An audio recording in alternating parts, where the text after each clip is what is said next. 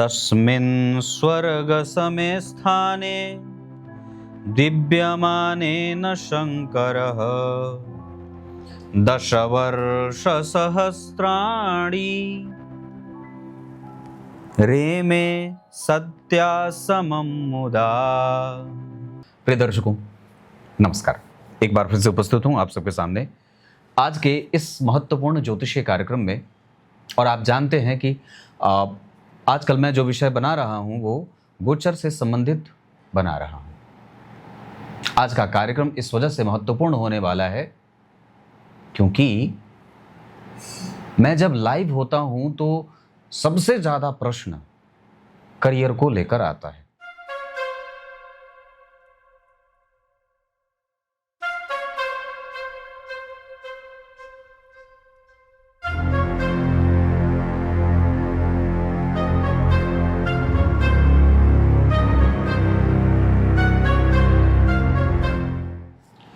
जब मैं कुंडलियां देखता हूं लोगों की तो सबसे ज्यादा लाइव में लोग प्रश्न सिर्फ करियर को लेकर के पूछते हैं, सबसे ज्यादा। तो मेरे दिमाग में एक बात आई कि अगले 6 महीने तक ऐसी कौन कौन सी राशियां हैं जिनके करियर में बहुत ही बेहतरीन सकारात्मक परिणाम मिलने वाला है। ये बताने के पीछे का औचित्य मात्र इतना है कि आप अपनी मेहनत को और भी ज्यादा बढ़ा सकते हैं। ग्रह जो ऊपर बैठ करके हमें सकारात्मक और नकारात्मक रश्मियां दे रहे हैं और हमारा जीवन उनसे प्रभावित हो रहा है, तो हमें अगर उनसे थोड़ी भी मदद मिल जाती है तो मार्ग मिल जाता है। बस इतना ही है।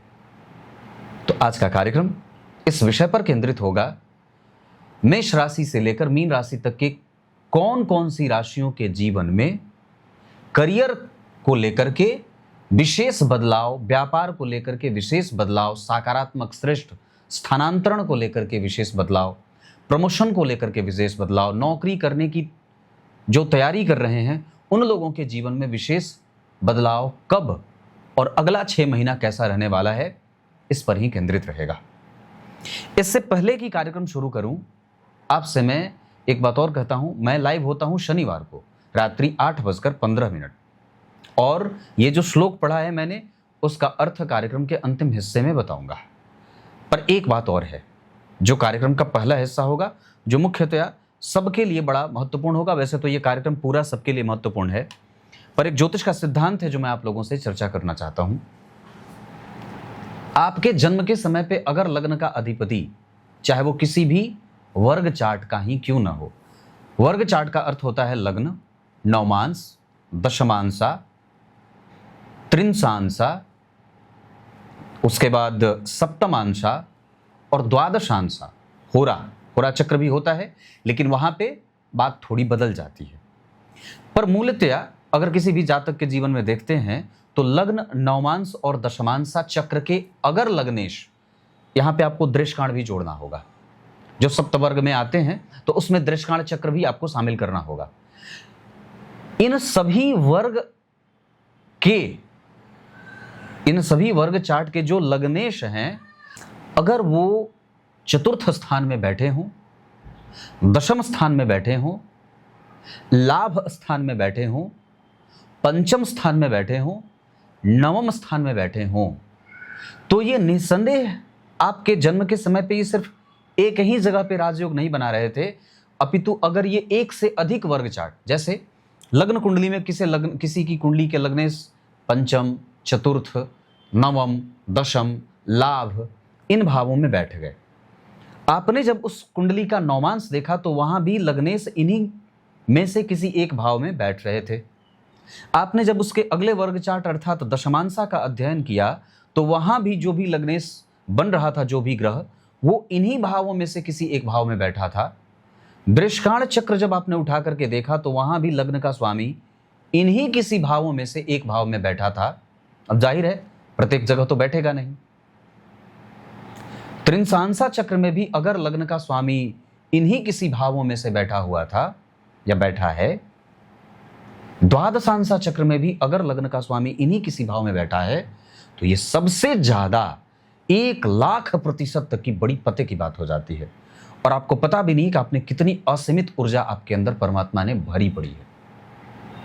कुंडली देखने का और समझने का अर्थ इतना मात्र होता है कि आप अपनी एनर्जी से अपने आप को पहचान जाइए।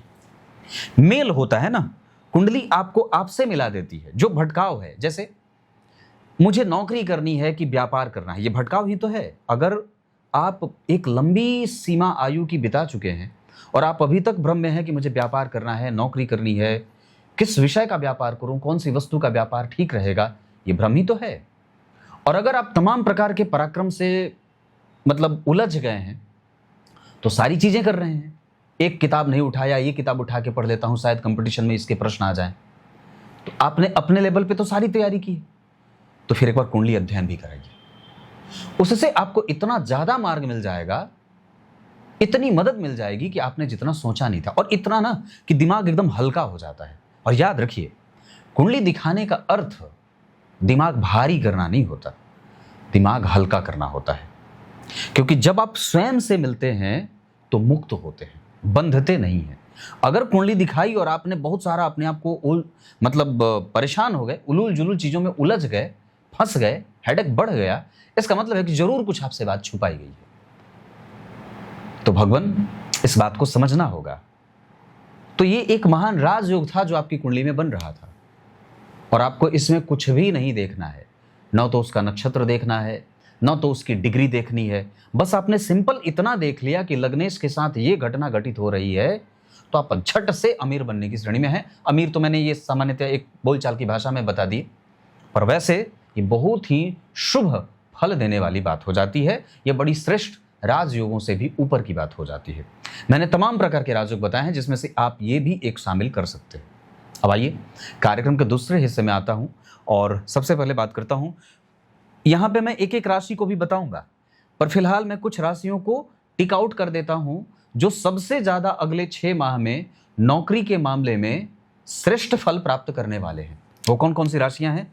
अगर आपकी भी कुंडली में चंद्रमा इन राशियों में बैठे हैं, या आपका भी लग्न कम से कम इन्हीं राशियों का बना हुआ है, तो आप लग जाइए मेहनत करने पे। आपको निश्चित रूप से वर्ष का अंत बहुत सारी सफलता को दे जाने वाला होगा। विचार करिए, सबसे पहले वृष राशि के जातक, इनको सबसे ज्यादा लाभ होने वाला है। उसके बाद मेष राशि के जातक, इनको भी बहुत लाभ होने वाला है। किस मामले में मैंने बात की है? करियर के मामले में। उसके बाद कर्क राशि के जातक, सिंह राशि के जातक, और ये जो मैं गणना बता रहा हूं, यहां शनि को भी ध्यान में रख करके 2028 के 23 फरवरी तक शनिदेव मीन राशि में है। थोड़ा बहुत परिवर्तन होगा, पर मूलतः ये शनि 2028 के 23 फरवरी तक मीन राशि में रहेंगे। और देवगुरु 31 अक्टूबर 2026 तक कर्क राशि में रहेंगे। उसके बाद वो वक्री और मार्गी होने के साथ 26 जून 2027 को पूर्णतया वो सिंह राशि में आ जाएंगे। 2-3 जून को बदले थे, 26 जून 2027 तक ये कर्क राशि का सुख देंगे, और वापस 26 जून 2027 को अपनी यात्रा के अगले पड़ाव में आएंगे, और पंचम भाव या जन्म कुंडली के मूलतया सिंह राशि से इनका गोचर आरंभ हो जाएगा। इसको ध्यान में रख करके मैंने तैयार किया है। तो पहला मेष, दूसरा वृष, तीसरा कर्क और चौथा सिंह राशि। उसके बाद धनु और मकर। ये जो इतनी राशियां बनी है ना, इनको विशेष लाभ होने वाला है अगले 6 महीने। अगले 6 महीने का अर्थ होगा, आप इसे 26 जून तक तो मत कहिएगा, लेकिन कम से कम दिसंबर तक तो जरूर कह लीजिए। दिसंबर तक जरूर कह लीजिए कि ये अगले 6 महीने इन राशियों को जहां जहां मैंने टिक आउट किया है, इनके करियर में उत्थान होगा, लाभ का पद मिलेगा, राजनीतिक लाभ होगा, प्रमोशन की प्राप्ति होगी, अच्छे जगह पे स्थानांतरण होगा, व्यापार में नए अवसरों की प्राप्ति होगी, करियर बिल्कुल ही मजबूती से आगे बढ़ने वाला होगा। आपने जो भी टारगेट बनाया हुआ है, चाहे जिस किसी भी क्षेत्र में हो, याद रखिए करियर सबका होता है, किसी एक का नहीं होता। मेरा भी है, मैं भी कन्या राशि का हूं। इस हिसाब से मैंने अपनी राशि पे देखा तो मेरी राशि के लिए अगले 6 महीने उतने अच्छे नहीं हैं। लेकिन अगर मैं कर्क राशि का होता या अगर मैं मेष राशि का होता तो मुझे बहुत ज्यादा लाभ मिल सकता था। पर एक बात जरूर है कि अगर मैं कन्या राशि का हूं तो धनु राशि का भी हूं, धनु लग्न का भी हूं। मतलब अगर कन्या राशि को अगले 6 महीने तक अच्छी सफलता नहीं मिल रही है, तो धनु राशि का लग्न होने के कारण, यानी धनु लग्न का होने के कारण मुझे निश्चित रूप से कुछ अच्छा लाभ तो जरूर मिल जाएगा। इस वजह से आपको राशि और लग्न दोनों ही देखना चाहिए, पहली बात है। अब मैं थोड़ा और भी इसका विस्तार देता हूं एक एक राशि को कि किस तरीके से लाभ हो सकता है। तो मेष राशि के जातकों को मन मुताबिक नौकरी का योग बनेगा। आप जिस क्षेत्र में जाना चाहते थे सरकारी नौकरी में, वो परिणाम आपके पक्ष में आ जाएगा, या प्राइवेट सेक्टर में ही आपकी पढ़ाई पूरी होगी और आप यथेष्ट नौकरी को प्राप्त करेंगे, प्लेसमेंट आपकी हो जाएगी।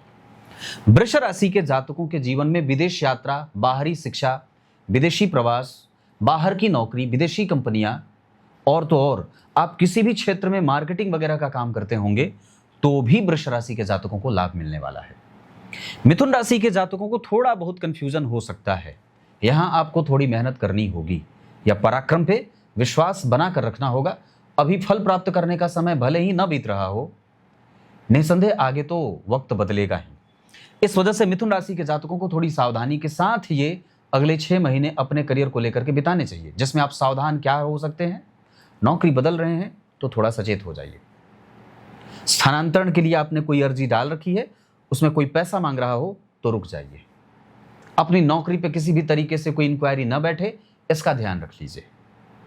क्लियर है? मतलब निगेटिव अगर मैंने कुछ बताया है तो आपको थोड़ी अपनी सावधानी नौकरी को लेकर करनी होगी, और बॉस के साथ आपके संबंध अगर थोड़े अच्छे ना हो तो उस पर आपको अलग से ऊर्जा डालने की आवश्यकता होगी।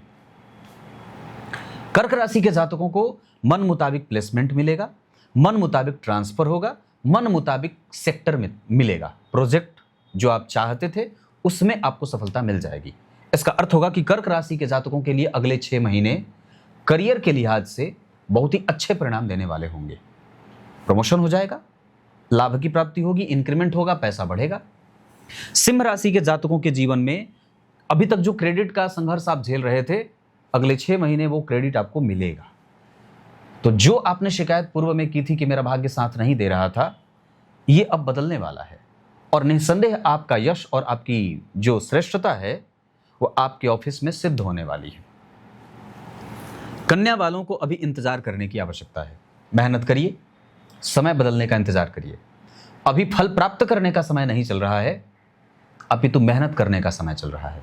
अभी आप प्राप्त होने के बारे में बिल्कुल भी विचार मत करिए, सिर्फ अपने आप को एनर्जी में डालिए और इनपुट देने के बारे में विचार करिए। अलग से आउटपुट के बारे में आप अभी कोई चिंतन मत करिए, नहीं तो गड़बड़ हो जाएगी बात।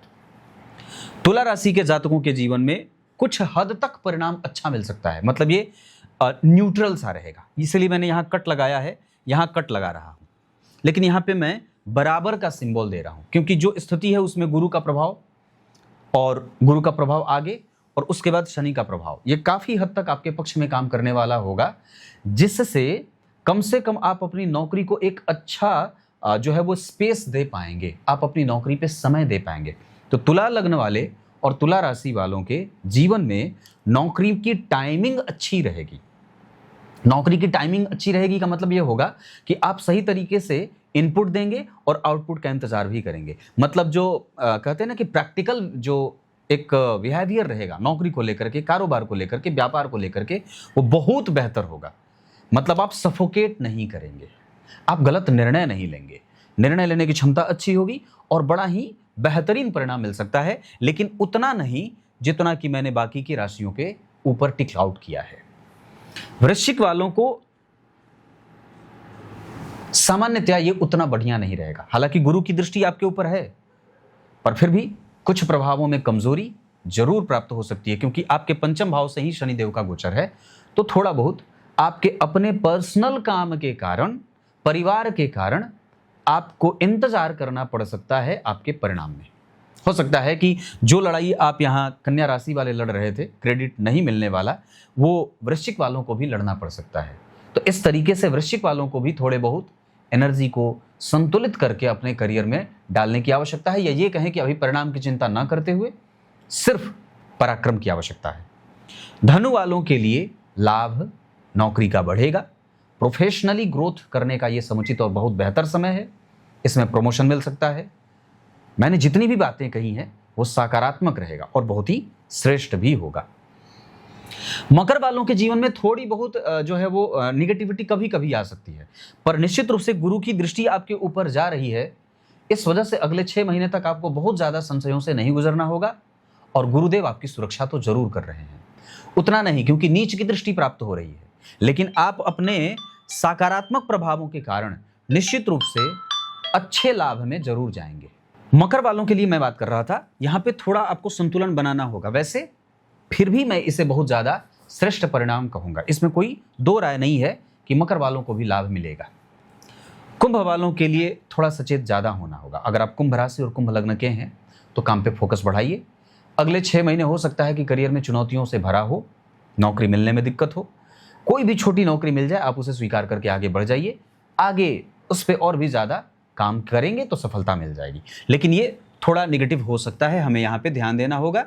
धन आने में मशक्कत कराएगा, लक्ष्मी प्राप्त होंगी पर मेहनत बहुत ज्यादा करनी पड़ेगी। यहाँ पे थोड़ा टफ टाइम बीतता हुआ नजर आ रहा है। मीन वालों के लिए जो परिणाम है वो आप जितनी मेहनत करेंगे उतना ही आपको परिणाम मिलेगा, न तो ज्यादा न तो कम। इस वजह से आप ये शिकायत तो कम से कम नहीं कर सकते कि हाँ मुझे ये नहीं मिला और यहां नहीं मिला।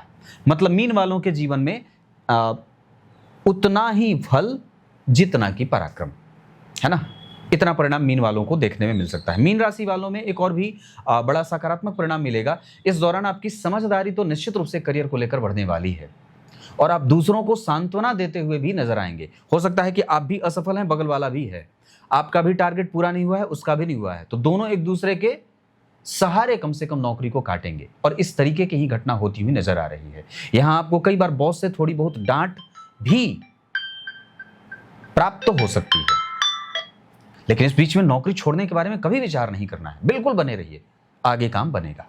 क्लियर है? तो ये मैंने मेष राशि से लेकर मीन राशि तक के जातकों के लिए अगले 6 महीने का एक छोटा मोटा कच्चा चिट्ठा निकाला है कि ऐसा परिणाम मिल सकता है। हमें कहां से किस तरीके से सावधान होना है और कहां हम टॉप स्पीड में जा सकते हैं, कोई ब्रेकर नहीं है। ये आपको इस कार्यक्रम से तो जरूर समझ में आ गया होगा। अब आइए कार्यक्रम के आरंभ में मैंने जो श्लोक पढ़ा है उसका अर्थ बता देता हूं।